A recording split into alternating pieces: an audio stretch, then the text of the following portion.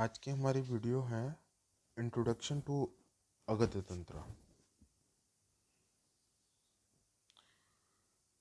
ये video 4 parts में divide है। Step 1 introduction, step 2 about Agad Tantra, step 3 about विषा और poison, step 4 importance importance of Agad Tantra. तो step 1 is introduction. Acharya Sushruta ने सूत्र स्थान में चैप्टर 1 में अष्टांग आयुर्वेद का वर्णन करा है। अष्टांग आयुर्वेद में आचार्य सुश्रुत बताते हैं कि समस्त आयुर्वेद को 8 अंग में बांटा जा सकता है। वो 8 अंग हैं: शल्य, शालाक्य, काय चिकित्सा, भूत विद्या, कुमारभ्रत, अगध तंत्र, रसायन और वाजीकरण।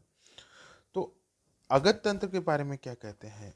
अगध तंत्र के बारे में आचार्य सुश्रुत कहते हैं कि अगध तंत्र is one of the important branches of अष्टांग आयुर्वेद इन विच स्थावर विष, जंगम विष along with the दूषी विष, गर विष and कृत्रिम विष has been mentioned.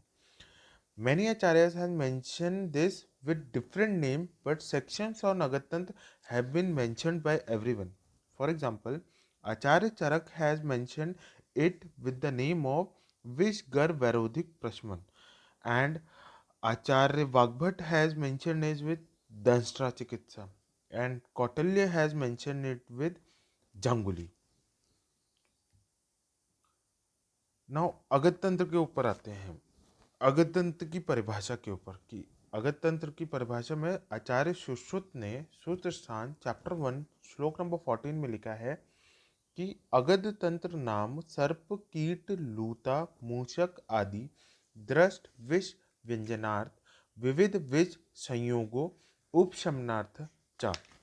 इसमें आचार्य सुश्रुत कहते हैं कि अगध तंत्र आयुर्वेद की वह शाखा है जिसमें सर्प मतलब सांप, कीट मतलब कीड़े, लूता मतलब मकड़ी, मूषक मतलब चूहा आदि के दंश से उत्पन्न हुए विष या अन्य विविध प्रकार के विषय से प्रभावित प्राणियों के उत्पन्न हुए लक्षण के शमन करने हेतु जो जिसमें चिकित्सा का विधान है वह अगध तंत्र है। अगध तंत्र दो शब्दों से मिलकर मिला है, अगध और तंत्र। अगध यानी आ प्लस गध। गध की अपनी परिभाषा होती है कि गध कहते हैं विष को, तो उसमें आप सर लगाने से अगध जो होता है वो विष के विपरीत कार्य करने वाला होता है। तो अगध के लिए ये कहा गया है कि ऐसे प्लांट्स या ऐसे मिनरल्स या ऐसी मेडिसिन जो विष के अगेंस्ट काम करें वो अगध कहलाते हैं। और तंत्र के लिए कहा जाता है जिसके द्वारा शरीर की रक्षा की जाए वह तंत्र है। तो दोनों को जब हम कंबाइन करते हैं तो शब्द निकल के आता है अगध तंत्र।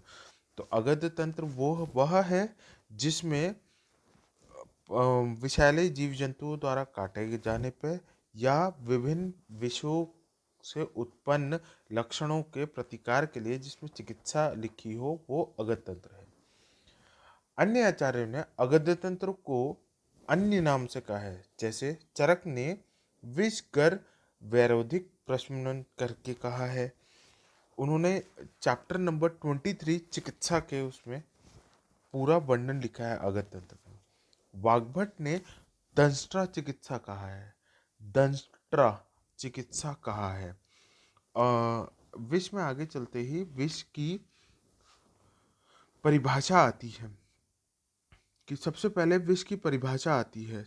चरक सूत्र स्थान चैप्टर 1 श्लोक नंबर 127 में कहा गया है कि योगाद अपि विषम तीक्ष्णम उक्तम भैषजम भवेत भैषजम चा अपि दुर्युक्तम तीक्ष्णम संपदे विषम। अर्थात यह कहा गया है कि किसी भी द्रव्य को निश्चित रूप से ये नहीं कह सकते कि कौन सा विष है या कौन सा अमृत तुल्य है।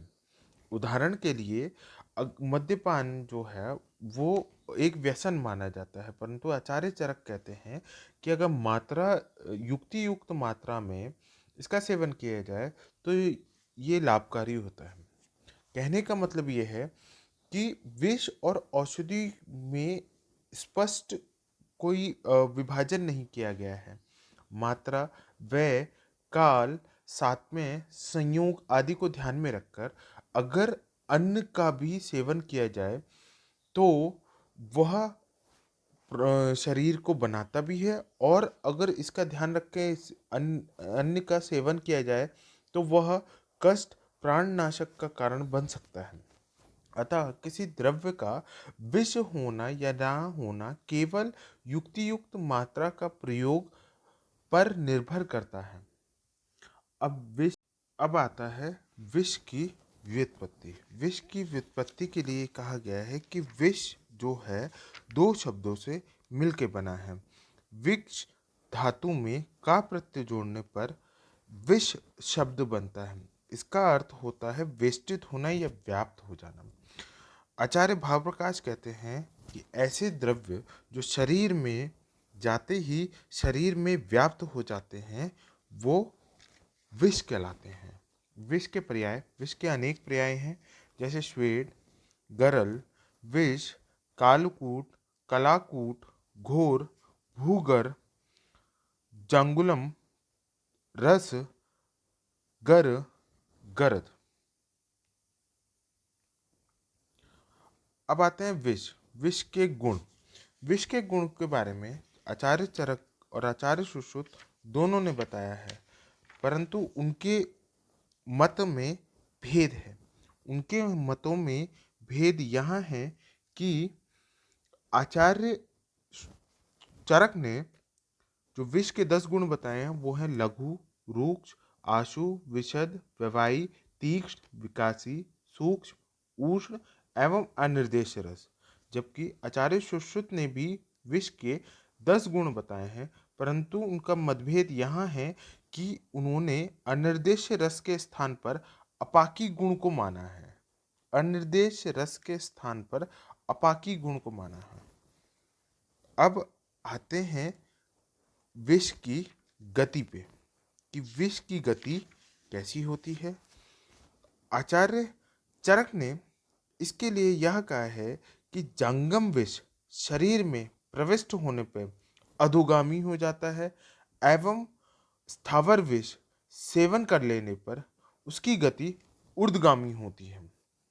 अर्थात यह कहा गया है कि अगर जंगम विष अगर शरीर में प्रविष्ट हो तो उसकी गति नीचे की तरफ होगी, और स्थावर विष अगर शरीर में प्रविष्ट होता है तो उसकी गति ऊपर की तरफ होती है।